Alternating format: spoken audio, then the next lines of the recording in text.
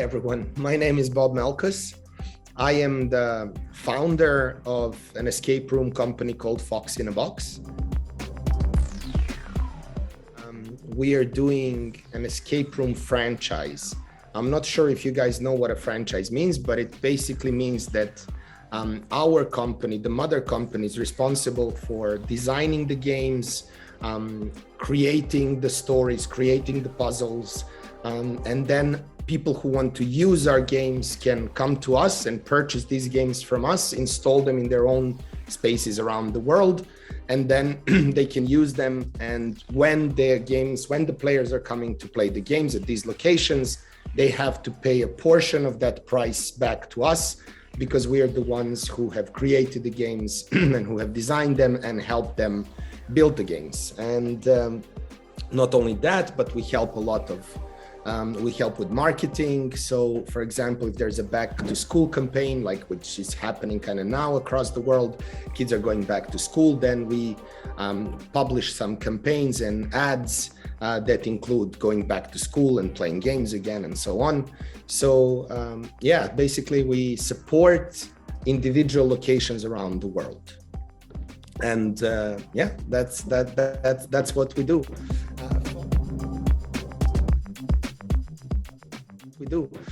Fox in a Box was created by me, my wife, and two other friends some 9 years ago, back in 2013. And we were one of the pioneers of the escape room industry. There were very few escape rooms around the world at the time when we started. So we grew quickly. Basically what happened is people who came to play our games really loved them. They were blown away by the excitement that they got, and they thought it would be really nice if they could do this for a living instead of whatever else they were doing at that moment. So that's how we started getting our partners, so-called franchisees, who were then opening around the world. For example, there was a guy from Chicago who came to Serbia, because that's where originally in Europe, in Serbia, that's where our first location was. And he played there just by traveling, visiting Serbia at a time. And he loved it so much that he quit his job as a developer. And he actually opened Fox in a Box in Chicago. So he's a proud owner now, 8 years later. He still runs his company, and he's actually expanding, opening another location, and so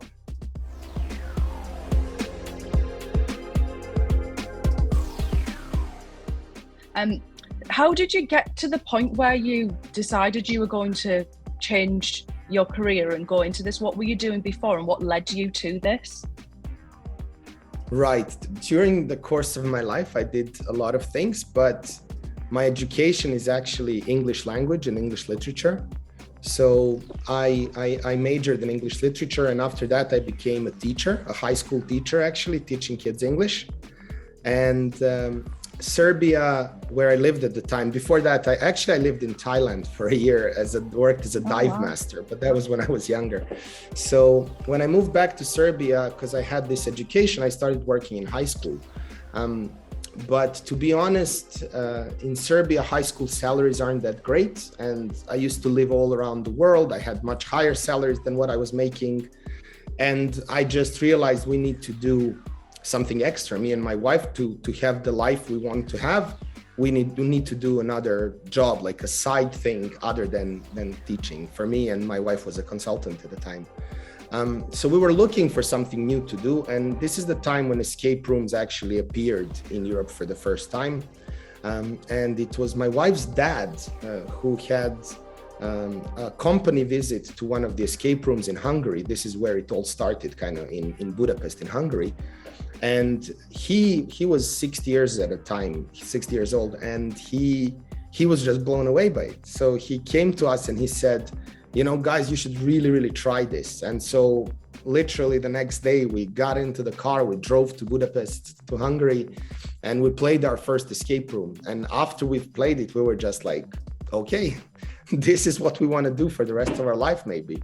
So basically we started from that moment. After we played our first game, we started figuring out how could we open our own escape room. And so we found these two Hungarian guys I mentioned, who became our partners, and we started a company called Room Escape Novi Sad at the time, and then we opened Room Escape Stockholm in Sweden. But it was a terrible name, because it was like kind of selling hamburgers, and the company name is a hamburger, so it's not actually a good brand. So when after a couple of years we realized that there are a lot of escape rooms now, and we need to differentiate ourselves. So then we rebranded to Fox in a Box, what we are called today. Yes, but do you think it's important to do something that you really enjoy? Was that important to you? I think, of course, if you do what you like and you won't work a day in your life. I mean, for me, I think that's where we're good at. I think we should do the things we are naturally good at, and then we need to find a way how to make money with it. It's not about the world needs more lawyers or doctors and let's do that. It's about, if I really, really love medicine, if I love helping people, if I am really, curious about human body and how it all works, I'm going to naturally become a doctor, and then I'm going to love doing it, and I'm going to take pride in what I do. I think that often the people make the mistake of thinking like, oh, this is going to be profitable in the future. Let's take this route so I can make money for my family. But in the end, they just become miserable, and they do not become the good parents because they're just not happy with themselves. So yeah, absolutely. You should do what you love. I mean, I studied English because I just love English language, right? I am Hungarian, German, and Serbian, but English was always my passion since I was a kid. I loved all the ways in which you can explain things, and there are so many synonyms for everything. And the groups of animals, right? You have the litter, the herd, the pack, everything. Like, it's so graphic, English, and I just love it. And so this is why I actually chose to study English language, because I actually loved the language. It wasn't like, oh, I think I should be a teacher, or I should be a translator or a linguist. It was, I really love this. So I was reading a lot of books, and I decided to go to university to actually study more about it. And for a while I was in that field, but interests change. So at one moment I started the escape rooms, and one thing led to the other. Of course, it just exploded, and the amount of work, I could no longer do it as the side business. And this was something new, and it was creating games for the people to play. So it was natural that I quit my teaching job, unfortunately.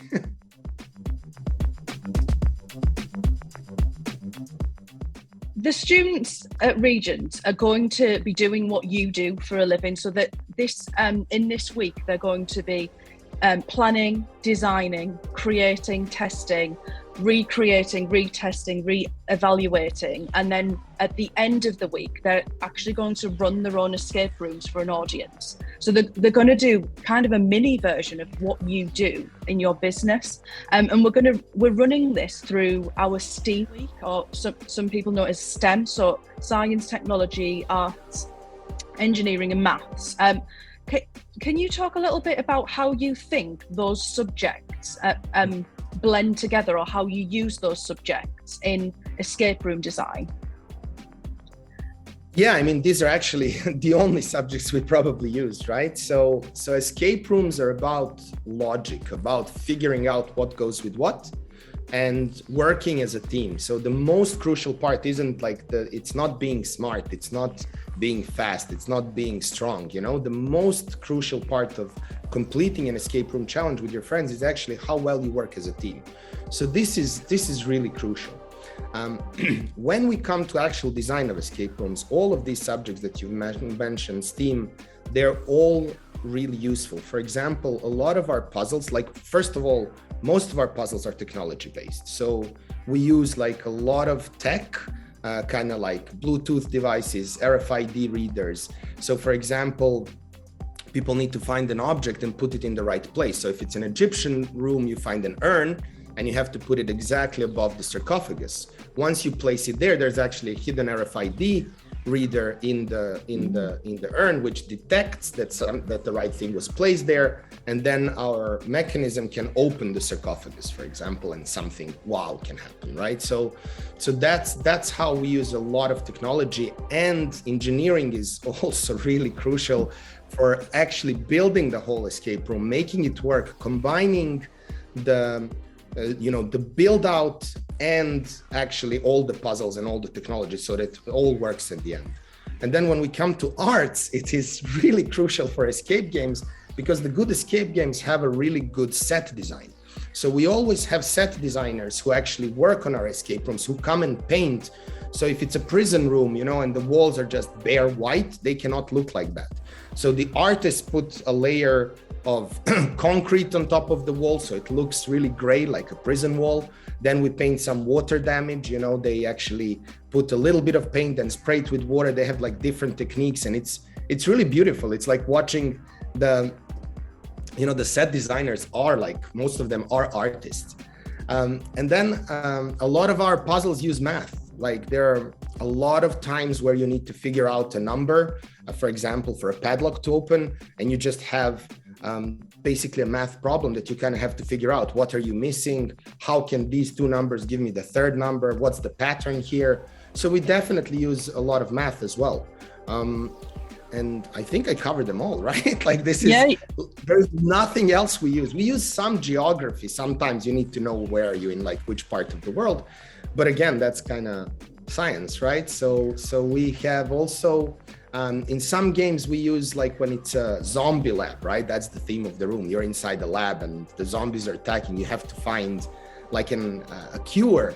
Then we actually use a lot of chemistry, which is again science, because the puzzles need to be chemistry based. So people are mixing liquids and trying to figure out how to create the cure for this virus that's kind of destroying the world. So absolutely, we use STEAM a lot, actually. Yeah, that's fantastic to hear that those individual subjects, when we're at school, we will study individual subjects, but when we bring them together, it creates amazing things such as escape rooms. So yeah, it's good to know how all of those play into what you do.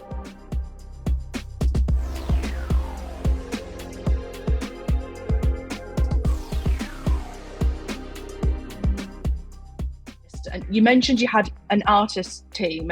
So do you have people from each specialism? We have not from each of the STEMs, but for example, I am the chief creative officer and the chief executive officer.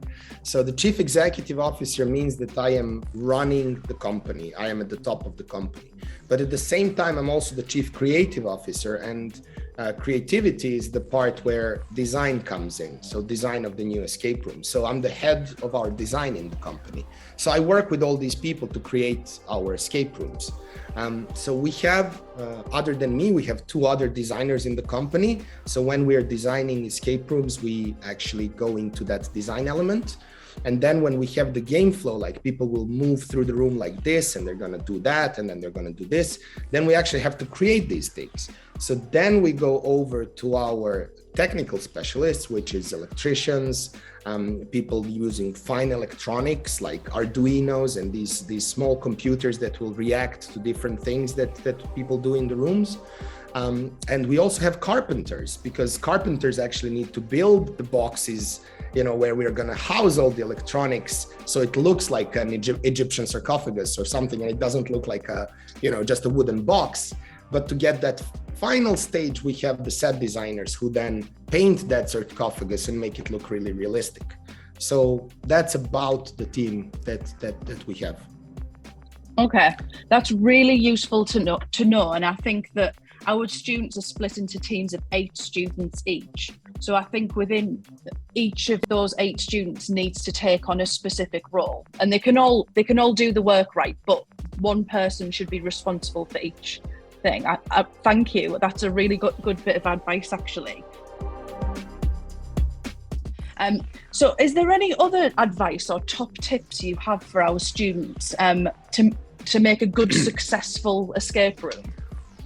Yeah, I can. So the most important thing in escape rooms is actually immersion.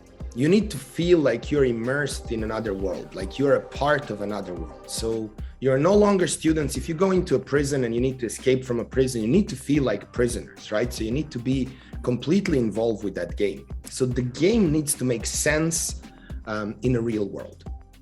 So there are these, when we're designing escape rooms, I think this is the most useful advice I can give regents, is when we design our escape rooms, because usually escape rooms have a limited time, so you play for 1 hour or 30 minutes. And I'm assuming whatever escape rooms you design will have the same thing, right? So, and usually there is like a list of clues. You need to follow some clues to solve the final puzzle. So there are pieces of clues that you need to work together and put them together, right? And now, the way to get a really immersive room, we always ask ourselves before designing a game, these 3 questions.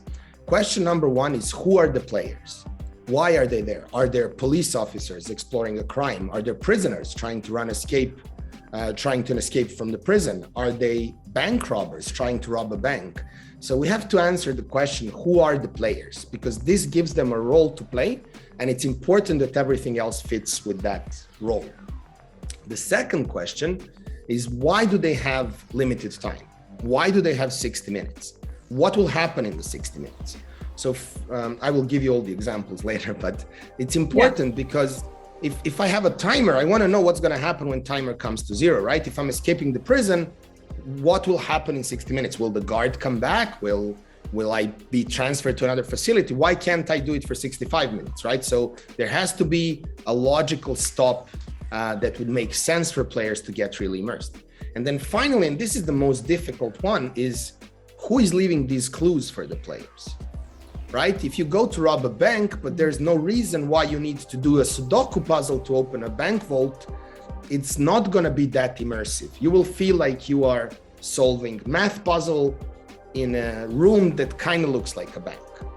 But if the puzzle in the bank is that you need to do something like shut down the cameras so you can rob a bank, that makes much more sense. It's much more believable that if you're robbing a bank, you would need to shut down the cameras. Now you can make a puzzle out of shutting down the cameras, and maybe you can use some math, or they need to do some rewiring or something interesting, and then the puzzle becomes believable. So these are the 3 questions. Let me repeat them again. Who are the players? Why do they have 1 hour? And who is leaving the clues for them, right? So I can give you an example of any of our rooms. Let's take the prison. In the prison, it's obvious players are prisoners. At the start of the game, they find a phone as the first puzzle. They need to find 2 pieces of the phone and put it together. When they turn on the phone, they get a message that there is a guy on the outside helping them escape, and he initiated a prison riot. So all the guards had to run to the prison riot. So the guard that's standing in front of their door left the post, but the riot will be over in an hour. It's going to be controlled. So they have 1 hour to escape. And the guy who is actually helping them from the outside is the one who left the clues. He used to be in that cell.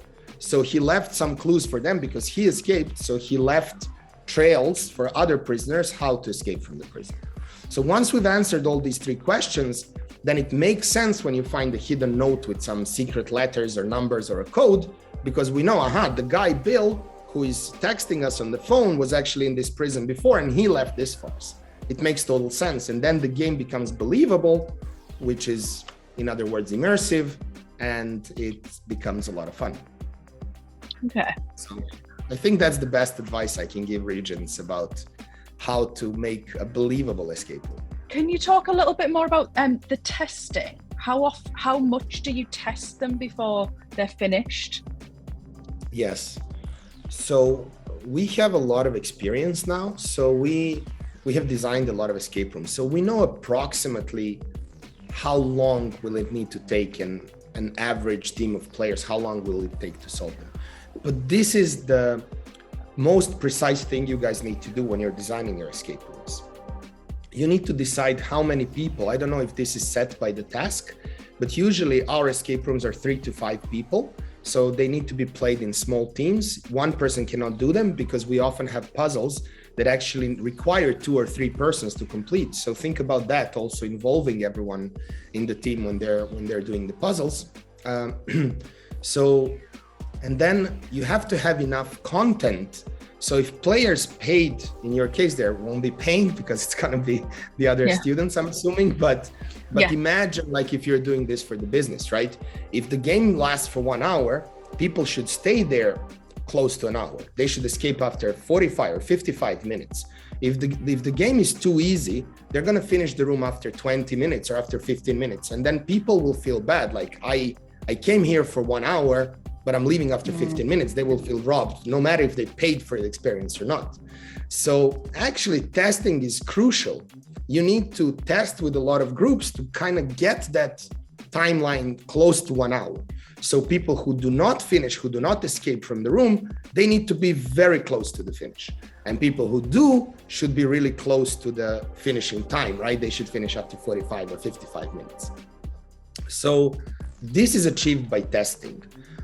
You start with amount of puzzles. Let's say, again, I don't know what is your escape room, but let's say for 1 hour, you need to have anywhere between 10 and 15 puzzles.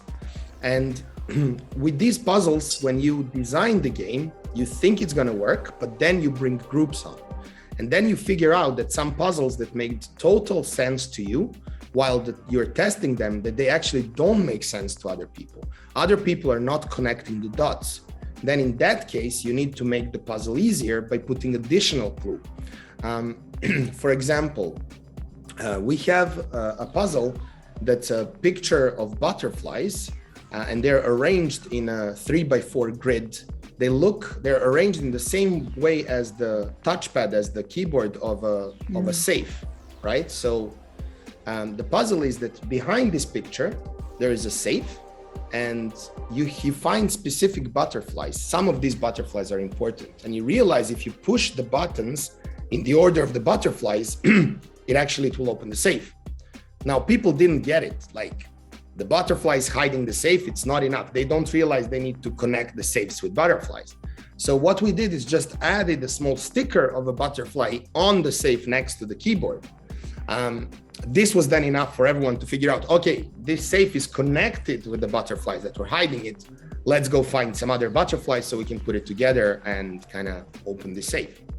So these things are achieved during the testing phase. If the test games show up to be too quick, if people are finishing after 30 minutes, you need to add puzzles. You can always branch off a puzzle and add another puzzle. Like if you need 3 numbers, you can instead of getting them all 3 together, you can find one number from one puzzle, another number from another puzzle, and the third number from a third puzzle. This way, you give more options to your players and they spend more time playing. So this testing is really important. And for us, we usually have about 2-3 months of testing before we actually sell the game to partners. So we create the games and then we go through testing phase, kind of getting that line where they just escape or just fail to escape to a perfection before we start producing this game and shipping it all over the world. Okay, that's really interesting that you say you spend 2 to 3 months on testing and talked about how important it is. And I think, I hope the students listening now realize the importance of testing.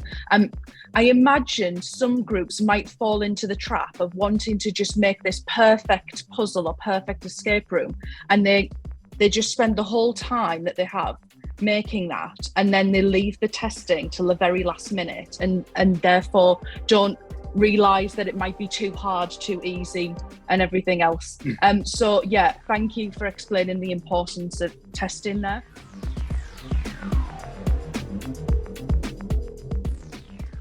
We've got one more question left that the students put together for this. So it was for the students who want to get into the puzzling industry or the escape room industry, what advice do you have to those students right now? What can they do right now so that they can get into this industry later?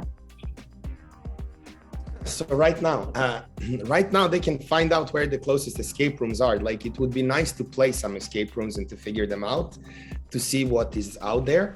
The next thing, when you get a little bit older, like 17, 18, you can actually start working at an escape room as a game master. Game masters are often high school kids or students that just started the university. And this is where you actually go you become a professional in the escape room world. And this is a super fun job because unlike working at McDonald's or just frying burgers all day, here you get to introduce escape rooms to the groups of people who want to play them. You get to actually put them in the room and then observe them as they play the room and see, you're like facilitating for them to have fun.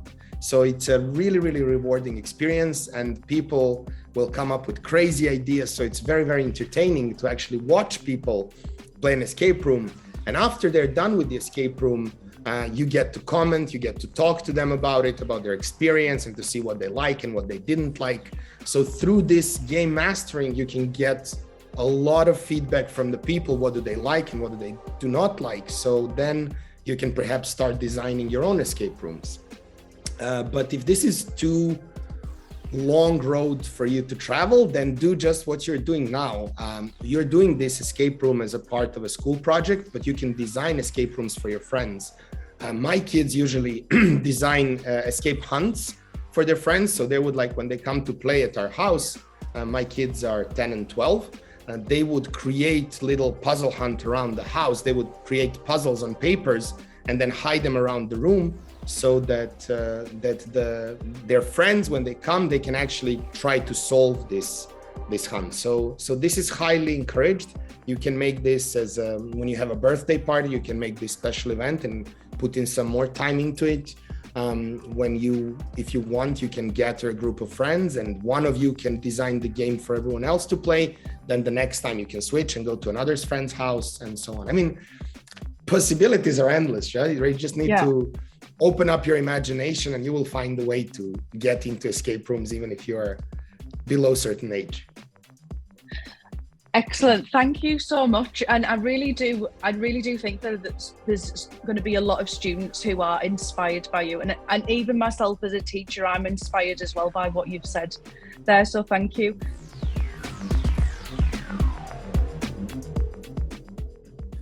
So the closest branches to Thailand are Hong Kong and Australia. Right now we have Perth and Gold Coast, but we're opening 3 other locations in Australia this year. So, and then, the rest is Europe and America. So.